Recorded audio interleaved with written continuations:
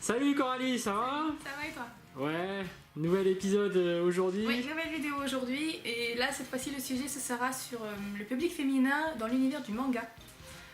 Car justement moi qui suis dans plusieurs groupes de manga j'ai remarqué que beaucoup de garçons parlaient beaucoup et très peu de filles sont très discrètes, voire pratiquement invisibles donc j'ai décidé en fait, c'est un ami qui m'a donné une idée comme quoi il faudrait que je fasse une vidéo réservée au public féminin. Du moins leur parler d'elles dans l'univers du manga et j'ai décidé d'interroger des personnes et deux d'entre elles ont accepté une petite interview via Facebook Messenger pour me parler de leur passion dans l'univers du manga. Alors les deux personnes, ce qui est génial c'est qu'elles sont totalement différentes car j'en ai une plus jeune que l'autre vu que l'une d'elles est âgée à peine de 24 ans alors que la deuxième elle a quand même connu les mangas dans les années 80 ce qui fait qu'il y avait un sacré décalage. Ouais, différents points de vue, différentes générations. Exactement. Et donc en fait là je vais commencer par justement Laurie, la plus jeune, qui est âgée de 24 ans, qui a accepté malgré sa timidité. Donc merci à elle. Et je vais vous d'abord donner les questions que je lui ai posées avant de lire ses réponses. Alors la première question bien évidemment la plus basique que je lui ai posée c'était depuis quand connais-tu les mangas? Elle a connu l'univers du manga, elle a su ce qu'était un manga à l'époque du collège. Faut savoir que elle m'a dit qu'à vrai dire elle ne savait pas ce qu'était un manga à l'époque étant donné qu'elle était trop petite. Quand elle était plus jeune elle a regardé Princesse Sarah et pour elle c'était un simple dessin animé comme quoi comme j'ai dit à la dernière vidéo la dernière fois qu'un anime c'est un dessin animé donc un enfant ne fait pas la différence donc effectivement moi-même je l'avoue quand j'étais plus jeune je ne savais pas ce qu'était un manga. Pour moi un dessin animé ça restait un dessin animé, j'ai vraiment moi aussi connu ça à l'époque de mon adolescence, à l'époque où j'ai connu Digimon, la fameuse série Digimon. Bien évidemment apparemment elle n'est pas la seule à connaître cet univers, elle a un grand frère qui justement plus jeune lui regardait Sailor Moon. C'est voilà. Le monde à l'envers. Exactement, Sailor Moon et du coup elle regardait avec lui. Et c'est comme ça qu'est venu c'est le début de cette passion. D'ailleurs ça fait plaisir de voir un garçon qui regarde Sailor Moon. Mais après il faut savoir qu'à l'époque les garçons ils étaient plus ouverts qu'aujourd'hui. À l'époque ils faisaient pas de distinction entre des animés de filles ou de garçons. Pour eux c'était sympa, ils regardaient. Parce qu'après il n'y avait pas que Sailor Moon, beaucoup connaissent Princesse Sarah, ils connaissent Juliette je t'aime, Lucille Amour et Rock'n'Roll, donc voilà. Ouais, en tout cas moi Sailor Moon j'attendais que ça finisse absolument pour passer à Dragon Ball. D'accord. Bah moi c'était l'inverse. Voilà. Donc je lui ai quand même posé la question si elle avait découvert les mangas à travers Dorothée. Elle m'a dit que apparemment oui, mais malheureusement elle ne s'en souvient pas parce qu'elle était trop jeune. Parce que justement, comme elle l'a dit, son frère lui regardait Sailor Moon, donc via sans doute le club Dorothée. Par contre, elle a connu les mangas avec Midi les Zouzous. Ouais. Effectivement, Midi les Zouzous, les années 2000. Moi-même, j'avoue que j'étais hyper contente quand la première fois que j'ai regardé Midi les Zouzous. Je voyais, à un moment donné, j'ai vu un épisode de Princesse Sarah et c'était suivi par Olive et Tom. Ouais. Sur le coup, j'étais contente moi-même. Bon, après, c'était dans les années 2000, j'étais beaucoup plus vieille. Moi, j'étais déjà majeure. Donc, voilà. Midi les Zouzous, c'est vrai que ça rappelle des souvenirs. Hein. Il y avait des KTV, il y avait pas mal de petits trucs minicums, pas mal de petits. Oui, en fait, c'est vrai qu'après le Club Dorothée, on s'est enchaîné avec plein de trucs, justement, avec plein d'émissions qui ont diffusé du manga. Ouais. Voilà. Mais après, bien évidemment, avec l'époque de Canal Satellite, on a eu la chaîne manga qui, justement, était réservée qu'à cet univers, pour le plus grand bonheur des fans. Même si, malheureusement, aujourd'hui, il faut acheter carrément un bouquet pour avoir la chaîne. Donc ceux qui sont prêts à lâcher 15 € de plus pour avoir la chaîne manga, tant mieux pour vous. Moi malheureusement c'est pas mon cas, donc tant pis, je passe à... Et après j'ai connu manga quand j'étais plus jeune, donc voilà. Bien évidemment je lui ai demandé qu'est-ce qui lui plaisait dans l'univers du manga. Elle m'a dit qu'au final, elle m'a dit, je dirais tout d'abord son style graphique qui est propre au manga avec le dynamisme des scènes qui nous plonge vraiment dans l'histoire. Son originalité, le fait que ce soit une culture bien différente de la nôtre, avec rien que le fait de lire un livre à l'envers. Effectivement, il faut savoir que le manga, pour ceux qui ne le savent pas ou qui n'en ont pas, le manga ne se lit pas comme une BD française, elle se lit à l'envers. Ouais, pas de gauche à droite, mais de droite à gauche. Exactement. Donc pour les gens qui découvrent le manga, ne soyez pas étonnés, c'est normal. Ne croyez pas que vous êtes idiot, c'est pas le cas. Après, elle m'a dit, puis les sujets, histoire que traitent les mangas nous rappellent la plupart du temps un moment de notre vie. On peut s'identifier à certains personnages, surtout à l'époque où j'étais encore une ado, parce que les personnages sont toujours quasiment des ados, donc plus facile à s'identifier. Effectivement, c'est vrai qu'il faut avouer que dans l'univers du manga, il y a beaucoup de mangas sur l'univers du lycée. Ça commence surtout, par exemple, dans l'univers justement féminin qui se passe avec les histoires d'amour et tout ça, c'est toujours à partir du lycée. Bien évidemment, après on peut dire aussi qu'on vise quand même un public légèrement plus jeune, comme par exemple Cardcaptor Sakura, qui est une petite fille de base. Donc elle, son histoire, ça se passe à l'époque du primaire, et avec la nouvelle série, on la voit évoluer au collège. Donc voilà, mais c'est vrai que la plupart du temps, c'est vrai que ça se passe au lycée, donc à l'époque de l'adolescence. Je lui ai quand même demandé quel était son univers préféré dans le manga. Elle m'a dit qu'elle aimait beaucoup le shoujo, mais elle regarde aussi du shonen et du yaoi.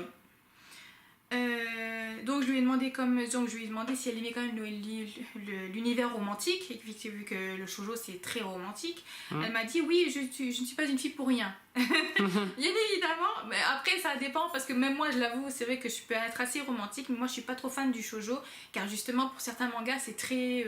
j'ai dit le terme cuculapraline, car il faut quand même dire que c'est vrai que certains c'est très gnangnan, voire presque ennuyeux. Après elle m'a dit ça, après ça dépend de l'histoire, parce que c'est vrai que moi-même je l'avoue, j'ai qu'un seul shoujo que j'ai beaucoup aimé qui s'appelle Love Mission, et en fait je l'aime beaucoup. Pourquoi? Parce que justement le caractéristique du personnage n'a rien à voir avec le public féminin qu'on voit d'habitude dans le shoujo. C'est plus une fille caractérielle qui aime faire du chantage, et ça c'est génial. Franchement j'ai trouvé, en fait Love Mission c'est romantique, mais ça reste assez comique, donc ça reste une histoire assez intéressante à lire. Et donc pour ceux qui ne le connaissent pas, je vous invite à le lire, car moi j'ai trouvé très très sympa. Et c'est le seul shoujo que je lis. D'accord. Ouais, il y en a pour tous les goûts. Moi je pense que les shoujo ça intéresse pas mal de monde. Enfin, pas plus la communauté, enfin les filles, femmes, surtout les filles, plutôt que les hommes. Après il faut quand même savoir que le shoujo vise surtout le public féminin, vu que c'est ce que ça signifie, vu que ça vise le public, le jeune public fille, comme le shonen qui vise plus les garçons. Mais ça ne veut pas dire pour autant qu'on ne peut pas découvrir les deux. Ça n'empêche à rien. D'ailleurs, je lui ai posé la question parce que justement, étant donné qu'elle est une fan de yaoi, moi j'ai jamais compris en fait le dénouement de cet univers manga vis-à-vis des filles, car il faut avouer que le yaoi a quand même un succès phénoménal avec le public féminin. C'est quoi le yaoi? Le yaoi, c'est le manga homosexuel. D'accord. Voilà. Donc c'est vrai qu'au Japon c'est un dénouement, et que c'est un succès phénoménal. Il y a même parfois des groupes musicaux qui s'amusent à faire du fan service pour faire plaisir au public féminin, donc ils simulent une histoire d'amour entre hommes. Il y a même beaucoup de fans féminines qui créent des histoires avec leurs idoles, que ce soit dans l'univers coréen ou japonais. Elles créent des histoires homosexuelles entre eux. Et je me suis toujours posé la question, c'est quoi parce que moi j'avoue je suis pas trop fan de yaoi, j'ai jamais compris parce que pour moi le yaoi en fait ça vise plutôt vraiment un public homosexuel justement. Et ça m'étonnait de mon côté de savoir que les filles elles étaient vraiment fans. Alors pour le coup je lui ai quand même posé la question et elle m'a dit alors j'aime bien les yaoi mais ceux dont l'histoire ne sont que romantiques. Ceux qu'il y a du sexe ne m'intéressent pas, car il faut avouer que dans les yaoi il n'y a pas de tabou. Il y a certains mangas où la sexualité est mise en avant. Donc forcément pour certaines filles c'est presque un fantasme, parce que c'est pour ça que je ne comprends pas en fait comment on peut fantasmer sur un univers qui ne concerne pas le public féminin en fait. C'est ça que je ne comprenais pas. Et elle m'a dit ce qui m'attire dans le yaoi c'est des histoires d'amour entre hommes sont plus réalistes et plus profondes. Je dirais je préfère plus les boys love en fait que le yaoi qu'on connaît tous. Je trouve les histoires bien plus mignonnes qu'une histoire basique entre hétéros. C'est vrai que justement dans le shoujo l'univers hétérosexuel c'est toujours le même sujet. La fille impopulaire qui craque sur le garçon populaire ou vice versa. Après c'est vrai qu'après ce qu'il y a bien c'est que justement dans l'univers du shoujo il y a d'autres univers justement que les histoires d'amour. Comme la vie d'une fille en général, ce que c'est. Elle, le yaoi, elle est fan justement que pour les histoires d'amour. Elle n'est pas fan justement quand ça va trop loin. Quand ça parle de sexe, elle s'en fout complètement. Elle, c'est vraiment, pour elle, elle pense que c'est vrai que c'est moins basique. C'est une relation moins basique. C'est le côté romantique, tout ça, qu'elle aime bien, le côté sentimental, émotion. Exactement, et justement, moi qui étais une fois j'étais au Paris Manga et il y a un homme qui était dans un stand et il vendait que du stand yaoi. En fait, c'était que des mangas yaoi, lui il adore ça. Donc je sais pas s'il est hétérosexuel, peut-être pas. Chacun son univers. Et en fait, je lui ai posé la question, c'était quoi cette déferlante féminine sur le yaoi, et il m'a dit, je pense que certaines fans se voit à travers en fait un des personnages, surtout le personnage le plus fragile, car il faut avouer quand même que dans le yaoi il y a beaucoup en fait le personnage, il y a ces deux garçons mais il y en a toujours un plus fragile que l'autre. T'as le dominant et le dominé en fait. C'est un peu ça, et c'est vrai qu'il m'a dit, je pense que certaines fans se voient à travers un de ces personnages, c'est peut-être pour ça qu'elles sont autant dedans, sauf que après moi j'avoue que en tant que fille je préfère me voir quand même dans un personnage féminin que masculin, hein. Voilà, donc c'est de l'identification. c'est ça exactement. Donc je pense que c'est plutôt le côté, c'est peut-être plutôt le côté justement du personnage fragile qui se fait protéger parce que c'est vrai que contrairement à l'univers hétérosexuel, dans le yaoi il y a toujours le côté où le dominant va protéger son dominé en fait. C'est ça qu'il y a de bien aussi. C'est qu'il y a toujours un côté protecteur, et c'est vrai que dans l'univers hétérosexuel, on le voit pas tant que ça. Moi-même, c'est vrai que justement, dans les relations amoureuses, c'est vrai que la fille, elle veut toujours une certaine protection vis-à-vis du garçon, que malheureusement, elle n'arrive pas à trouver. Parce que voilà. Donc je lui ai quand même demandé, je lui ai quand même dit, donc tu n'es pas du genre à fantasmer sur cet univers, toi c'est vraiment le côté amoureux qui te plaît. Et elle me dit non, c'est vraiment la relation amoureuse entre hommes qui est pour moi plus romantique qu'entre un homme et une femme. Voilà, c'est clair comme ça. Alors je lui ai quand même demandé ce qu'elle aimait dans l'univers du shonen, car justement comme on l'a dit, ça vise surtout les garçons, et ça me fait plaisir de voir qu'il y a des filles qui aiment ça. Je crois même que beaucoup de mangakas sont fiers à l'idée de savoir que leur univers shonen peut plaire à des filles. Comme quoi ça montre qu'ils font des univers qui peuvent plaire à tout le monde, et pas forcément à un public bien précis. Elle m'a dit différemment des shoujo, ce sont des histoires plus masculines avec des héros masculins, la plupart du temps des jeunes ados, alors ça fait rêver les filles, effectivement. On s'accroche assez vite aux personnages de shonen, après l'univers des shonen est étendu. Personnellement je préfère ceux qui portent sur le combat, l'aventure et l'amitié, bienvenue Fairy Tail. Et le fantastique aussi. Les animations dans les shonen sont toujours assez ouf quand même. C'est vrai qu'il faut avouer que moi-même qui suis une passionnée du shonen, quand on lit un manga, on est complètement dedans. Ils ont une façon d'écrire une scène où vraiment tu es transporté dedans. Par exemple, moi je prends le meilleur où vraiment j'ai accroché justement mes mangas Captain Tsubasa. Malgré que je sois pas fan de football, ils ont une façon de faire jouer le football en fait dans le manga qui fait que moi aussi je suis totalement dedans et j'ai envie de savoir la suite. Donc effectivement, c'est vrai que le shonen a un univers très accrocheur. Ce qui fait que c'est pour ça qu'on aime beaucoup aussi. Et c'est vrai que certains graphismes sont carrément ouf. Après, je parle pas forcément de l'univers One Piece par exemple où le dessin n'est pas terrible, mais je sais pas, par exemple tu prends l'univers Bleach, tu prends l'univers Radiant, l'univers My Hero Academia, qui sont quand même des beaux dessins. Et qui rend l'histoire plus intéressante, car justement je l'ai déjà dit, le manga c'est un tout, ce n'est pas que l'histoire qui est intéressante, il faut savoir aussi que le dessin attire l'œil. Oui. Puis après il y a la version anime avec les animations, il y a pas mal de travail derrière en plus, donc le jeu d'acteur derrière aussi, les voix, c'est un tout. Ouais, mais justement par exemple à un moment donné je m'étais pris la tête, je l'avoue, j'assume totalement, j'ai pris la tête avec un garçon justement parce que je suis pas fan de Jojo Bizarre Adventure. Alors c'est pas que je n'aime pas l'histoire, c'est que le dessin ne m'attire absolument pas. Franchement, je sais pas, je le trouve pas terrible. Pourtant, il y en a certains, ils m'ont dit pourtant c'est un basique, la série elle est géniale. J'ai fait oui, mais moi, malheureusement, l'histoire, il n'y a pas que l'histoire qui doit être intéressante, il faut aussi qu'on te donne l'envie de le voir. Et moi, le dessin me donne pas envie de le voir.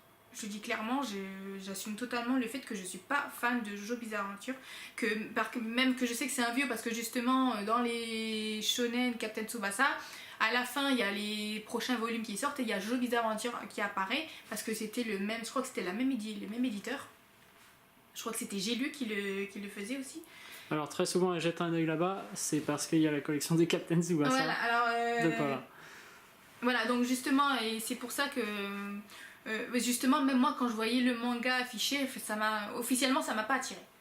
Donc chacun ses goûts, donc voilà. Non, c'est vrai, moi je peux comprendre pour les dessins. Par exemple, je prends un autre dessin animé, pas un manga, hein, je parle des Simpsons.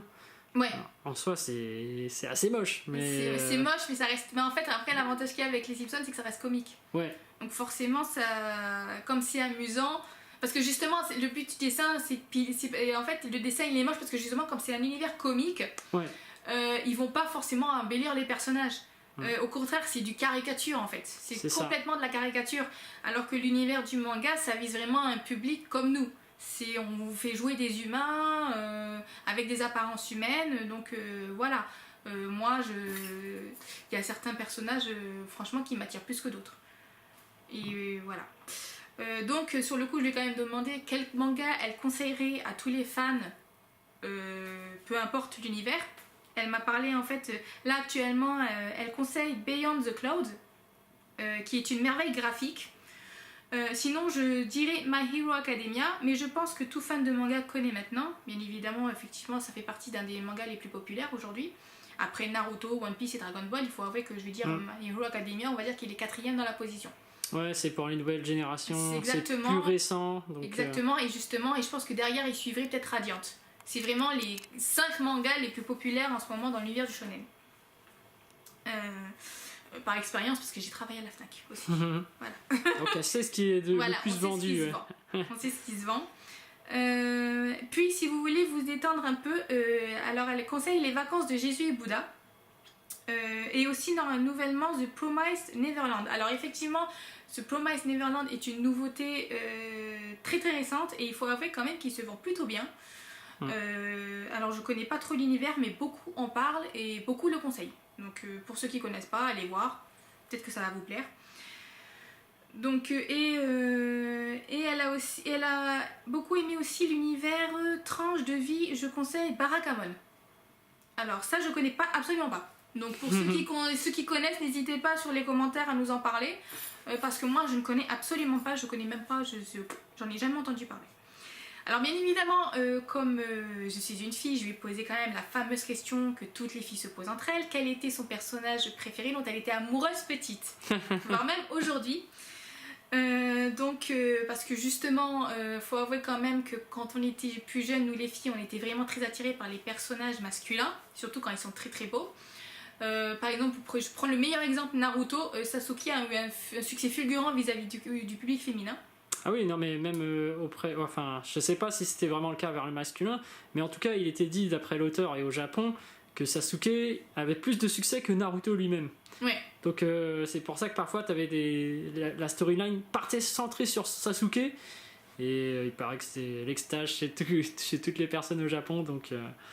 Mais malheureusement, ça c'est parti en cacahuète. Ouais.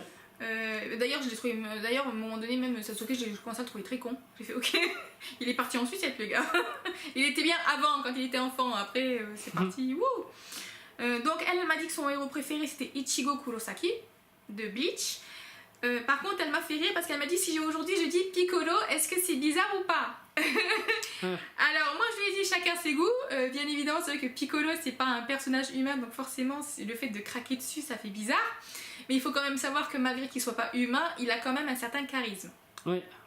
Il a son propre, franchement, on va dire qu'il a son propre sex appeal à lui. Voilà. Il y en a pour tous les goûts. Et c'est ça. Et justement, comme elle m'a parlé de Piccolo, je lui ai posé la fameuse question de est-ce qu'elle a vu le film Dragon Ball Super Broly. Donc elle m'a dit évidemment oui, je l'ai vu en avant-première en VO puis en VF. Alors moi je l'ai trouvé super, j'en ai pris plein les yeux, l'animation était complètement dingue, même s'il vaut mieux ne pas être épileptique, car c'est vrai que certaines scènes, faut tenir son souffle. Il y a quelques trucs dérangeants, mais dans l'ensemble c'était quand même dingue. C'est sûr que niveau narration, on est plus sur des A, donc des cris. Effectivement le combat, c'est vrai qu'on entend beaucoup de cris, mais bon, s'il n'y a pas de cris, c'est pas du Broly, hein. Faut se le dire. Mais les combats étaient tellement géniaux que ça ne m'a pas dérangé plus que ça. Voilà. Donc c'est comme ça que moi, ma petite interview s'est terminée. Effectivement, j'ai terminé par cette question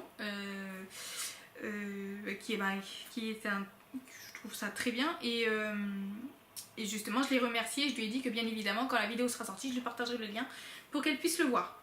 Donc déjà merci à toi Laurie d'avoir participé à ce petit jeu. Et maintenant, on va passer à la suivante qui s'appelle Brigitte. Brigitte Chan, en fait. Alors déjà, Brigitte Chan est d'origine asiatique, vu son nom. Même j'ai vu une photo d'elle, elle est asiatique. Donc déjà, on s'est dit asiatique, dit forcément amoureuse du manga. Donc je lui ai posé exactement les mêmes questions. Et alors, bien évidemment, alors les mangas, elle les a commencés en 1981. Elle avait 4 ans. Donc imaginez déjà, elle est née dans les années 70, donc c'est énorme. Elle a vu la naissance des mangas. Ouais, c'est exactement, c'est presque ça. Elle a pratiquement vu la naissance des mangas en France. Et bien évidemment, j'ai posé quand même la question si c'était en France, parce que comme elle est asiatique, elle a pu découvrir le manga en Asie, dans son pays d'origine. Et elle me dit, oui, en France, je suis arrivée en France, j'étais bébé. Donc déjà, officiellement, elle est française, hein, on va pas contredire. Et je lui ai quand même posé la question, c'était sur quelle chaîne? Parce que c'est vrai que le Club Dorothée n'existait pas dans les années 80. Donc, car justement, je lui ai dit que moi, je l'avais connu avec Club Dorothée. Et elle m'a dit, au début, c'était tout mélangé. J'ai dû suivre en même temps Récré à 2 et Croque Vacances. Mais j'ai été plus constante quand la chaîne La 5 a été créée. Et j'ai toujours suivi l'émission Youpi, l'école est finie. Voilà. J'avoue, ces émissions-là, je les connais pas du tout. Ah bah moi non plus. Ça me dit absolument rien. Quand nous on parle de Club Dorothée, elle peut nous dire, ah, t'as connu ça, Croque? Voilà, justement, comme quoi c'est pas le Club Dorothée qui a fait connaître l'univers du manga. C'est vrai que le Club Dorothée, elle en a fait une grosse promo. Ouais. Mais c'est pas elle qui les a fait connaître. C'est beaucoup plus vieux que ça. D'accord, donc je lui ai posé la même question, qu'est-ce qui lui plaît dans les mangas. Elle m'a dit en général le dessin et l'évolution des personnages, puis souvent le fait que les héros soient le plus souvent des enfants ou adolescents qui doivent surmonter des difficultés. Justement comme le principe sujet, comme la première personne, j'avais dit aussi que voilà, justement l'univers du manga visait surtout le jeune public. Donc je lui ai demandé son univers préféré, elle m'a dit le shoujo. Je lui ai dit pourquoi le shoujo. Elle m'a dit pas parce que je lui ai quand même demandé si elle aussi c'était le côté romantique. Elle m'a dit pas forcément, j'aime le shoujo parce que je peux facilement m'identifier à un personnage principal et parce que le shoujo met plus à l'honneur les pensées et la psychologie des personnages. D'accord. C'est vrai que justement dans l'univers du shoujo, c'est vrai qu'on se pose plus souvent des questions que dans l'univers du shonen où c'est vraiment que du combat. Justement par exemple comme les shoujo c'est des histoires de cœur, la fille elle va se poser des milliards de questions et nous-mêmes on va se poser des milliards de questions, donc forcément c'est vrai que l'univers du shoujo fait réfléchir, ça fait réfléchir par rapport à la mentalité des personnages. Alors je lui ai quand même demandé si elle avait un shoujo à proposer. Elle m'a parlé de Love Beloved, Lived Be Left. Je connais absolument pas, donc pour ceux qui connaissent n'hésitez pas en commentaire à nous en parler. Peut-être à le conseiller si vraiment il a conseillé. Je lui ai quand même demandé pourquoi celui-ci. Elle m'a dit parce que les personnages sont attachants, autant les filles que les garçons, et c'est très bien dessiné et mis en scène. Donc voilà, donc pour ceux qui veulent découvrir, n'hésitez pas, foncez à aller voir ce shoujo. Alors je lui ai quand même posé la question si elle conseillerait les shoujo aujourd'hui au public masculin, car c'est vrai qu'aujourd'hui on est tous, par exemple les shonen c'est vraiment pour les garçons, les shoujo c'est vraiment pour les filles, les seinen c'est vraiment pour les adultes. Et c'est vrai que je lui ai quand même posé la question parce que justement par le passé tout le monde regardait tout, que ce soit garçon ou fille, on regardait n'importe quel manga. Et donc elle m'a répondu en fait que les catégories shoujo et shonen ont toujours existé, ça c'est sûr, au Japon.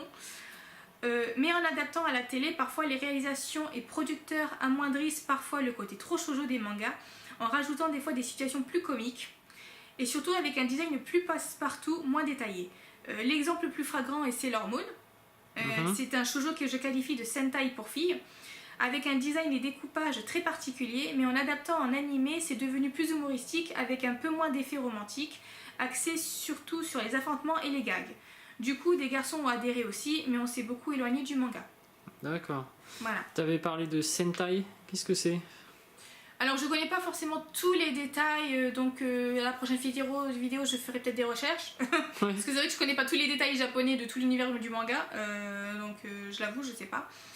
Je ferai des recherches et j'en dirai plus la prochaine vidéo. Voilà, dans tous les cas, certains savent ce que c'est que le sentai. N'hésitez pas à nous en parler en commentaire, à nous donner plus de détails là-dessus.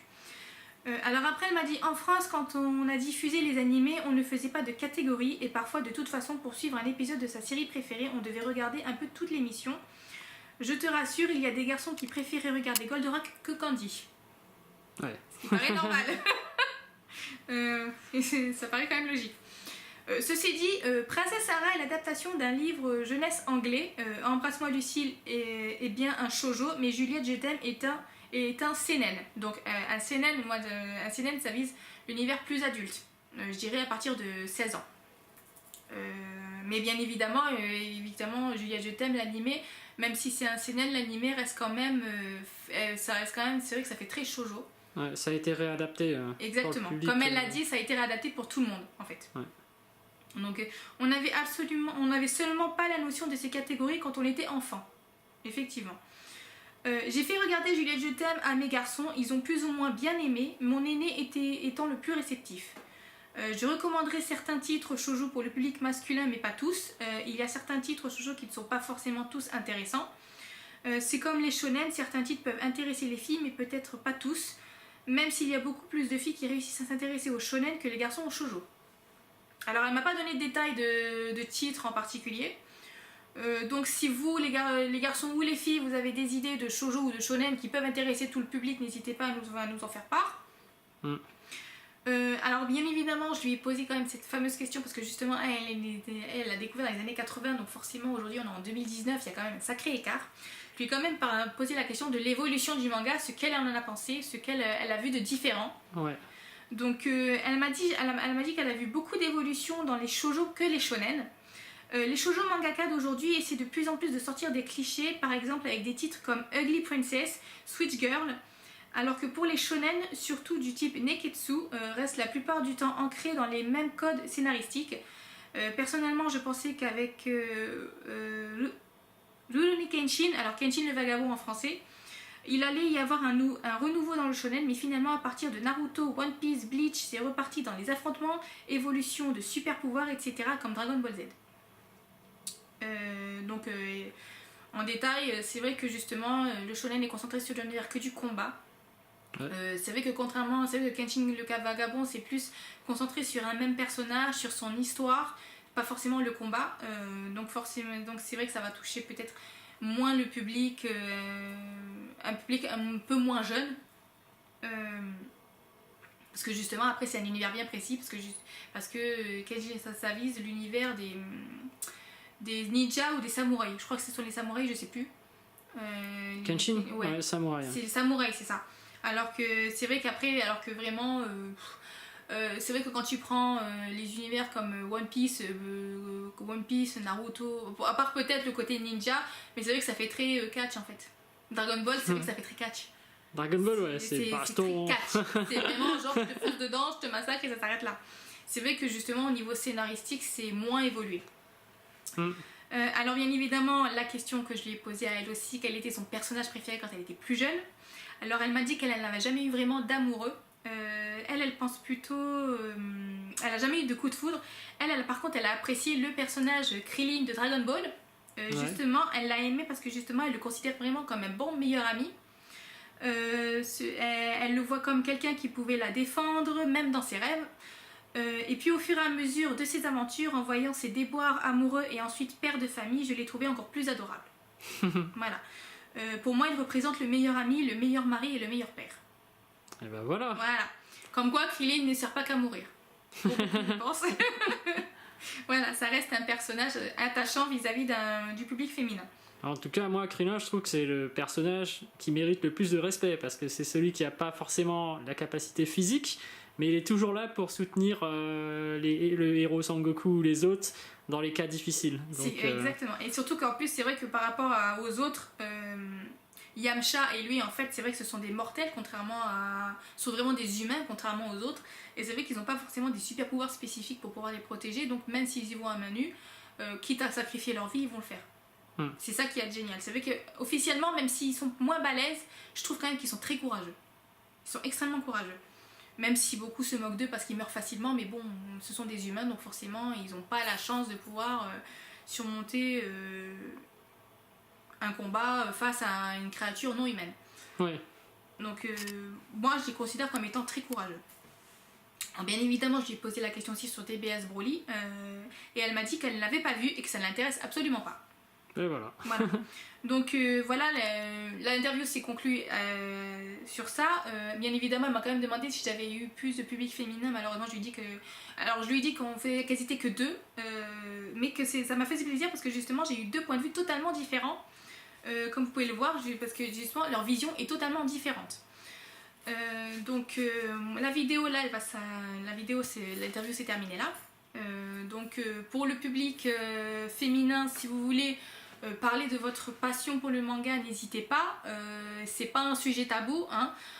Je sais très bien que certaines, elles ont peut-être pas envie de se faire attirer par le public masculin, car c'est vrai que en général, quand il y a du public féminin, le public masculin va essayer d'être attiré par elles. Il faut avouer que les garçons sont assez dragueurs de ce côté-là, parce que justement ils disent ouais, une fan de manga, je vais tenter ma chance. Pas forcément, j'avoue, moi-même je suis une fille, donc forcément personne ne m'a officiellement draguée. Au contraire, il y en a plus de certains, je les fais chier. Ils me le disent clairement. Il faut savoir les remettre en place, hein. C'est ça, justement. Malheureusement. Après, il faut avouer que moi je suis quand même un public plus ancien, parce que justement j'ai quand même 33 ans, donc forcément je me fais draguer par des midinés de 20 ans, ça va pas le faire. Donc forcément je les remets à leur place. Et c'est vrai que moi qui suis modératrice sur un groupe, je suis beaucoup plus sérieuse, donc aux yeux de beaucoup je suis moins marrante. Mais je reste quand même quelqu'un d'assez marrant, quelqu'un d'assez ouvert d'esprit. C'est juste que voilà, des fois j'aime bien serrer un peu les choses pour pas justement que ça parte trop en sucette. Mais ouais, ce qu'on aimerait beaucoup, c'est avoir plus de femmes qui donnent leur point de vue par rapport aux animés, les mangas. C'est dommage parce qu'elles ne parlent pas beaucoup, peut-être par timidité, peut-être parce que socialement tout est fait pour les garçons, shonen, etc. Les garçons sont assez agressifs parfois. Donc non, il faut pas hésiter, faut pas avoir peur. Moi, ce que je trouve étonnant, c'est que justement, comme je te l'avais dit avant de tourner la caméra, tourner la vidéo, il y a énormément de public féminin dans les salons, qu'elles s'assument totalement, elles font du cosplay, même du cosplay masculin, elles en font, je veux dire, elles assument complètement leur passion. Alors je sais pas si elles font ça justement parce qu'elles sont dans l'univers manga même, parce que c'est vrai que dans les salons de manga, t'es dans l'univers même. Donc forcément elles se disent qu'elles seront peut-être plus libres de ce côté-là, contrairement peut-être aux réseaux sociaux où vraiment les réseaux sociaux c'est largement plus brutal. Ouais. C'est voilà. Mais dans tous les cas, mesdemoiselles, n'ayez pas peur, vous pouvez quand même dire vos passions. C'est pas comme je l'ai dit, le manga c'est pas tabou, hein. Parce que justement, comme je vous dis, moi je suis dans plein de groupes et il y a très très peu de filles qui parlent. Des fois je suis même toute seule à parler, à partager des informations, ce que je trouve quand même dommage, parce que justement des fois je me sens quand même un peu seule. Carrément. Et puis bon, moi je peux vous dire que connaissant Coralie, si vous parlez dans le groupe, elle prendra votre défense. Donc n'hésitez pas. Voilà, elle est là. Soyez confiante. Elle vous défendra. Ouais, je vous protégerai, y a pas de souci. Si je dois mettre des claques, je mettrai des claques. Y a pas de souci. Voilà, donc on va clôturer la vidéo là. Donc je remercie à nouveau les 2 demoiselles pour ces 2 interviews très intéressantes. Donc comme je l'ai dit, pour le public, n'hésitez pas n'hésitez pas à venir me voir si vous voulez par exemple qu'on fasse un volume 2 sur une interview féminine. Moi ça me gêne pas du tout. Au contraire, plus on est nombreuses et mieux c'est. Ouais. Et c'est comme vous voulez, si vous voulez pas être filmé, il n'y a pas de problème. Si vous voulez juste entendre votre voix, ça peut se faire. Dites-vous que les interviews sont faites par Facebook Messenger. Le but, ce n'est pas de vous filmer ou ce n'est pas de vous afficher.